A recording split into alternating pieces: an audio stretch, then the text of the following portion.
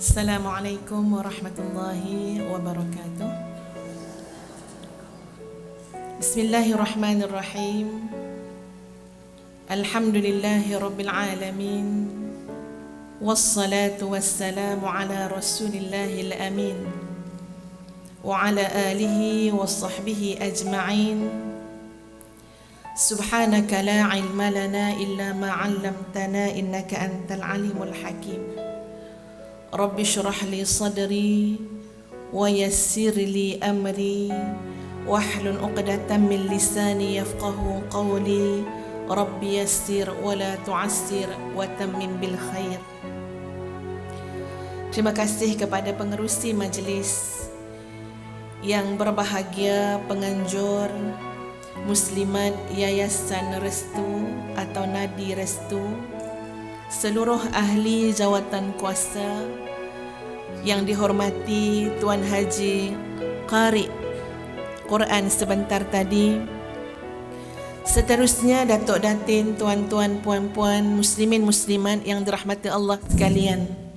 Dan terlebih dahulu Ustazah merafakkan setinggi-tinggi kesyukuran kehadrat Allah Azza wa Jalla di atas takdir yang sebegini indah. Ustazah berada dalam dewan yang cukup indah dengan hasil-hasil seni Islam. Cantik tak puan-puan? Cantik kan? Subhanallah. Sebelum tu nak tanya khabar dululah. Ya, apa khabar semua? Ini yang datang ni orang KL ke, Shah Alam ke, orang mana ni? Dengar macam bunyi cakap utara pun ada. Ya? Apa khabar Ustazah? Dia kata mula-mula sampai tadi. Itu yang confused tu ke ada tetamu dari utara ke apa? Alhamdulillah, tak kiralah daripada mana, Ustazah nak bagi satu pantun. Nasi dagang, nasi kerabu, puan-puan I love you. Ada yang nak jawab ke? Ustazah anak kelahiran Negeri Sembilan Darul Khusus. Ada tak orang negeri kat sini? Cuba angkat tangan. Kok ramai kan kita cakap negeri. Ya? Telah berumah tangga dengan seorang jejaka dari Kota Baru, Kelantan. Orang Kelantan ada ke? Orang kita kat tangan sikit. Ramai juga. Ya, boleh juga kita kecek Kelantan hari ni. Tuan-tuan dan puan-puan yang dikasihi sekalian, alhamdulillah, bersyukur sungguh kepada Allah Azza wa Jalla. Dan segala hasil seni di kiri kanan Ustazah ini masa saya duduk tadi mengingatkan kepada seorang tokoh penyair muslimah di zaman Nabi sallallahu alaihi wasallam, yakni Khansa. Pernah dengar nama Khansa, puan-puan? Khansa keseniannya tinggi. Sebab itu sebagai seorang muslimah kita kena ada nilai seni. Kalau berdakwah, ad-da'watu fannun, dakwah itu seni.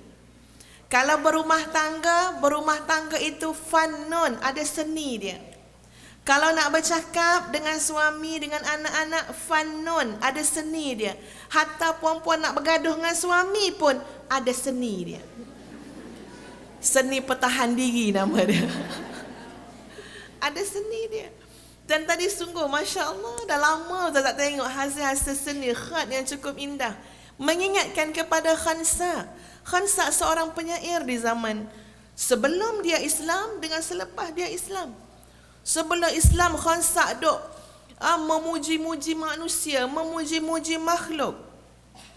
Sebaik masuk Islam, Saidina Umar tegur, kamu cukup Khansa memuji manusia, kamu puji Allah dalam syair kamu.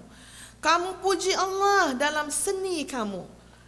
Kamu tonjolkan lagi kehebatan, kebesaran Allah dalam seni kamu.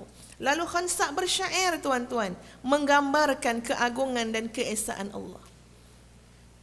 Khansa seorang wanita hebat. Sebelum bercakap tentang Sayyidatina Khadijah dengan Sayyidatina Aisyah radhiyallahu anha, sikit tentang Khansa bila nampak seni. Khansa menggunakan seni itu untuk mengajak orang kepada jihad. Khansa menggunakan seni itu untuk memperkukuhkan lagi agama Allah.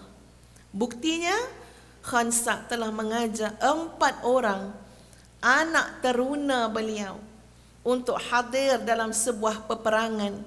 Dan Khansa dengan syair yang indah memberi semangat kepada tentera para muslimin, termasuk anak-anaknya. Khansa bukan suruh anak pergi perang, lepas tu dia duduk rumah. Macam kita lah, suruh anak dara kita pergi dengan kuliah. Mak tak pergi ke? Mak tak apa. Ya, mak dengar kot TV je.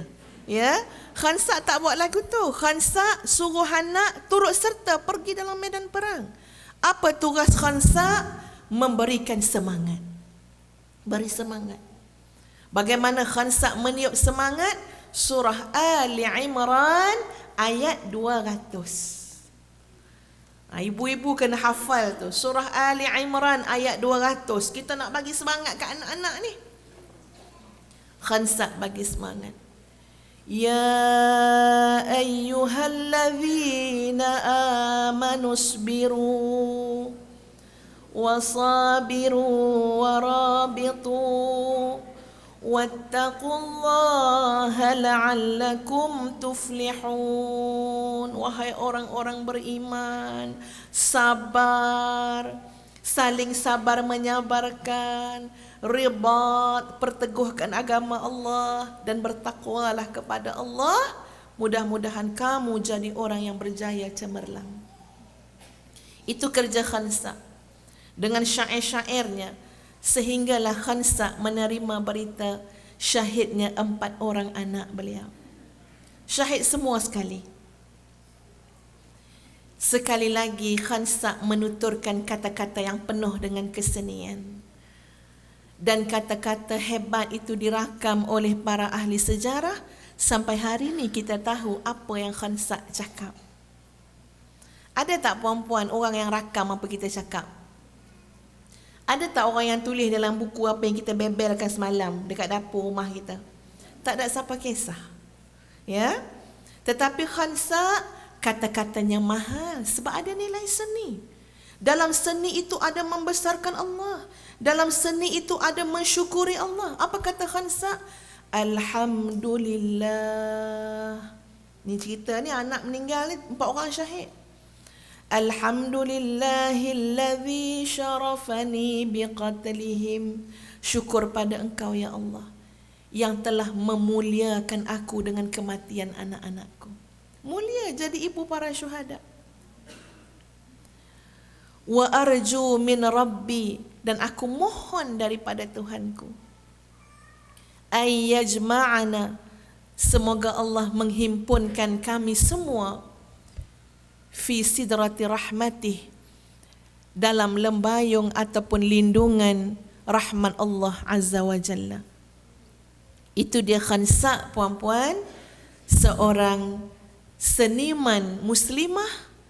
Ya, kebetulan kita berada dalam suasana ya bagaimana seni digarap dengan sebegitu indah.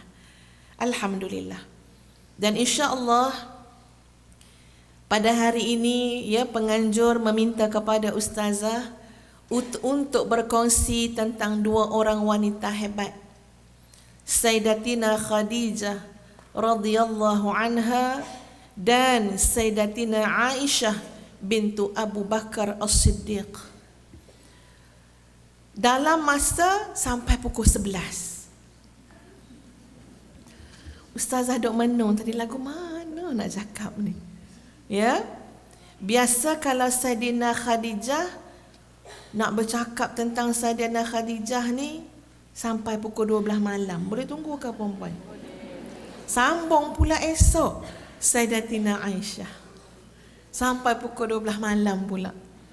Ya, tapi tak apa, insya-Allah dengan izin Allah ustazah cuba merumuskan apa pengajaran yang boleh kita ambil. Terlalu banyak pengajaran yang boleh kita ambil daripada Sayyidatina Khadijah dan Sayyidatina Aisyah radhiyallahu anhuma, ya, daripada kedua-duanya. Tuan-tuan dan puan-puan yang dirahmati Allah sekalian, tadi qari kita telah membacakan surah Al-Ahzab bermula daripada ayat 28. inilah rasmi atau resmi menjadi isteri Nabi. Kedua-duanya ni isteri Nabi. Ummahatul Mukminin, ibu kepada orang-orang yang beriman. Di mana Allah Azza wa Jalla telah mengkhabarkan, firmankan kepada Rasulullah sallallahu alaihi wasallam supaya Nabi boleh memberikan pilihan kepada isteri-isteri baginda dengan cukup jelas. Tapi puan-puan, ayat tu tak turun pada Sayyidatina Khadijah. Hebat Sayyidatina Khadijah. Tak turun pada Khadijah. Nanti kita cerita tentang Khadijah. Tapi ayat tu turun kepada isteri-isteri yang lain selepas Sayyidatina Khadijah. Ada sikit ya, orang Kelantan kata berona. Pehela tu maknanya ada buat nakal-nakal sikit lah ya. Ada sikit-sikit perangai tu kerenah dia ada sikit. Turun ayat Quran. Dan ayat Quran ni jangan kita kata untuk isteri Nabi saja. Kita sebagai muslimah harus mengambil pengajarannya. Seorang suami yang saleh, wakil suami ada seorang je ni. Ya Tuan Haji, lagu mana nak buat ni?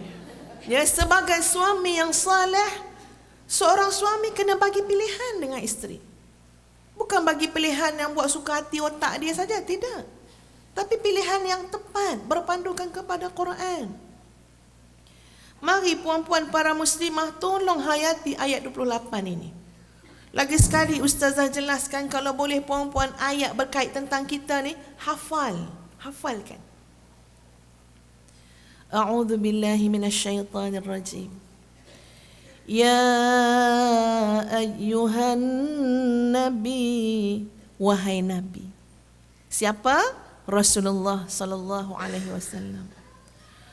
Qul li azwajik, katakan kepada isteri-isteri kamu. Ini dua pilihan ni nak buat. In kuntunna turidnal hayatad dunya wa zinataha. Sekiranya kamu wahai isteri-isteriku inginkan kehidupan dunia dan segala kemewahannya. Ini pilihan pertama. Nak dunia, nak kemewahan, nak rumah besar, nak kereta besar. Lagi? Kalau ustaz-ustaz ceramah, dia kata isteri besar. Ya, sebab ustazah yang ceramah, ustazah kata suami besar. Dapat dah. Ya. In kuntunna turidnal hayatad dunya wa zinataha fata'alaini umatti'kunna wa usarrihkunna sarahan jamila. Ustaz tak boleh menggambarkan macam mana suasana Nabi bercakap dengan para isteri baginda. Kalau kamu nak dunia wahai isteriku, umatti'kunna wa usarrihkunna sarahan jamila. Aku beri kamu mut'ah, sagu hati yang merujuk kepada perceraian, wa usarrihkunna sarahan jamila. Kita bercerailah dengan perceraian yang baik. Tidak layak menjadi isteri Nabi sallallahu alaihi wasallam. Agak-agaknya masa tu isteri Nabi menung dengar yang pertama. Pilihan yang kedua. In kuntunna turidnallah, tapi kalau kamu inginkan keredaan Allah. Ini jelas sangat muslimat. Ini adalah pilihan isteri-isteri Nabi. Kalau kamu nakkan Allah, in kuntunna turidnallaha wa rasulahu wad daral akhirah. Kamu nakkan redha Allah, kamu nakkan redha Rasul, kamu nakkan kehidupan di hari akhirat yang merupakan kehidupan sebenar kepada seorang manusia. فَإِنَّ اللَّهَ أَعَدَّ لِلْمُحْسِنَاتِ مِنْكُنْ. Allah menyediakan untuk orang-orang yang baik di kalangan kamu ajran azima, pahala yang berlipat kali ganda. Maka apa yang jadi pilihan isteri Nabi, wahai para muslimah? Dengan dua pilihan tadi, apa yang menjadi pilihan Aisyah? Apa yang menjadi pilihan Hafsah? Apa yang menjadi pilihan Safiyah? Apa yang menjadi pilihannya? Allah, Rasul, hari akhirat. Di sini kunci kehebatan seorang wanita. Di sini kunci kehebatan. Bila kita boleh buat pilihan dalam hidupku, ya Allah, aku ingin keredaan Engkau. Dalam hidupku, ya Allah, aku ingin keredaan dan cinta Nabi sallallahu alaihi wasallam. Dalam hidup ini, ya Allah, aku sedang sediakan kehidupan yang sebenar di hari akhirat. Kalau itulah yang tertanam dalam dada kita para muslimah, kita sudah menyelusuri perjalanan hidup ummahatul mukminin yang hebat-hebat. Kita tak mungkin jadi seperti mereka, tetapi kita menyelusuri track yang sama, jalan yang sama, tidak sebanding dengan mereka, tapi kita berjaya menjadikan mereka contoh dalam kehidupan kita. Nak tanam apa perempuan dalam hati? Pilihan yang tepat. Pilihannya apa? Allah, Rasul, hari akhirat. Sebab tu Nabi bila tengok sahabat-sahabat kadang-kadang turun semangatnya. Nabi bila tengok sahabat-sahabat ketika perang Khandaq ni, ya, nak gali parit, Nabi beri semangat dengan satu doa, dengan suatu slogan, Allahumma la aisha illa aishal akhirah. Tidak ada kehidupan yang sebenar kecuali kehidupan akhirat. Dan inilah yang berlaku. Kalau Sayyidatina Khadijah beres tentang ini. Beres. Khadijah memang memilih Allah. Khadijah memang memilih Rasul. Khadijah memang sedang mempersiapkan hidupnya untuk hari akhirat. Sebab itu seluruh kekayaan yang telah diwarisinya daripada suami-suaminya yang terdahulu, seluruh kekayaannya habis untuk agama Allah. Habis tu bahasa kita. Sebenarnya tidak pernah habis. Sebenarnya menyimpan kepada Allah Azza wa Jalla. Yang itu beres bagi Sayyidatina Khadijah. Sebab itu datang kecemburuan Aisyah kepada Khadijah. Bukan dari sudut rupa paras. Khadijah umurnya pun nak banding dengan Aisyah, bukan bandingan umur.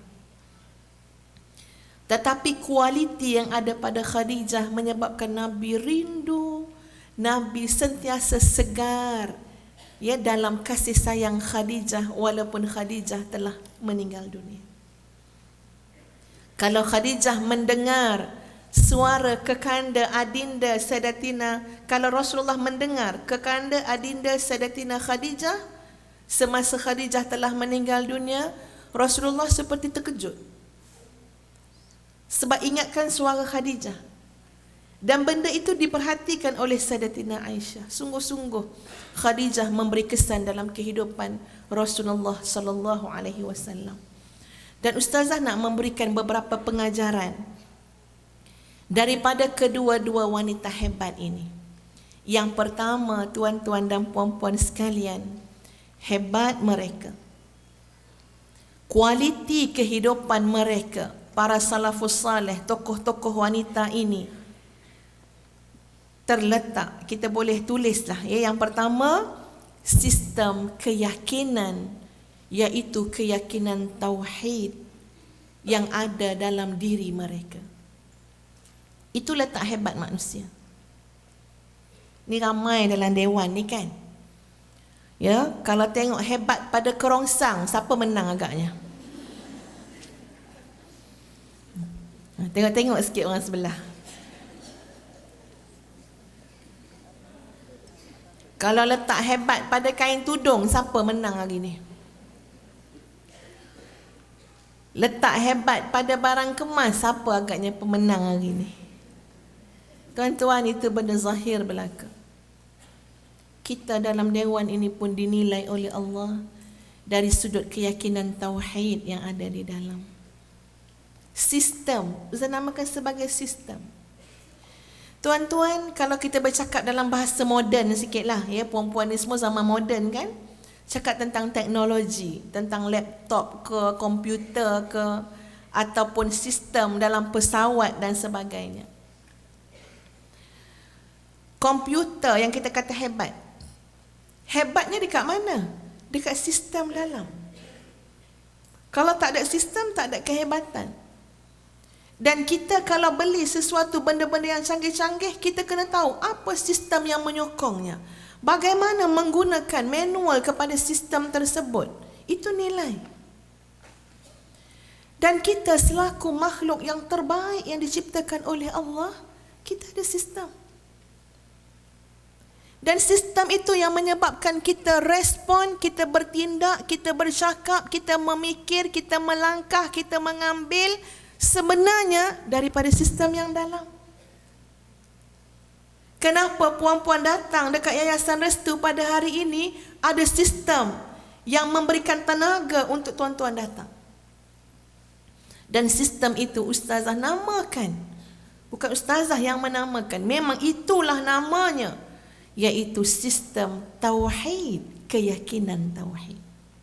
Dekat dalam duduknya. Dekat dalam hati. Yakin dengan Allah. Mengesakan Allah Azza wa Jalla. Dan bila kita kata keyakinan, tidak ada keraguan lagi tuan-tuan. Tidak ada keraguan.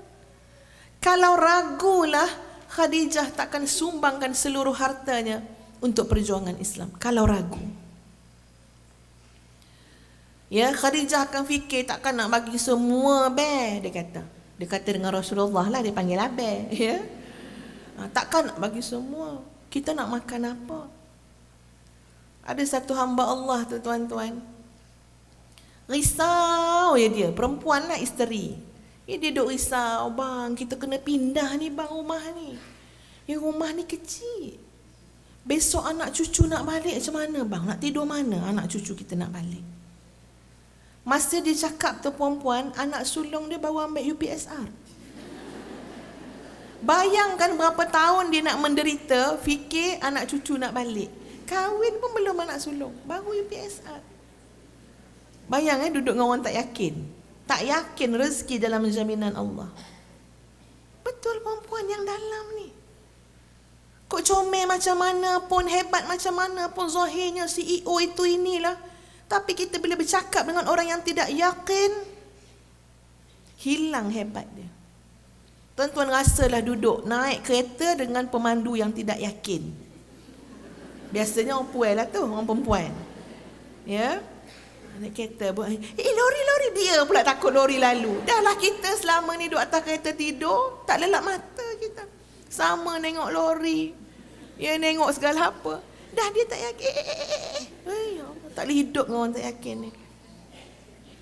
Tapi dengan orang yakin, kita boleh menumpang keyakinan. Dan itu yang berlaku kepada Khadijah, Aisyah, sekalian wanita-wanita, tokoh-tokoh wanita hebat. Dia yakin dengan Allah, yakin.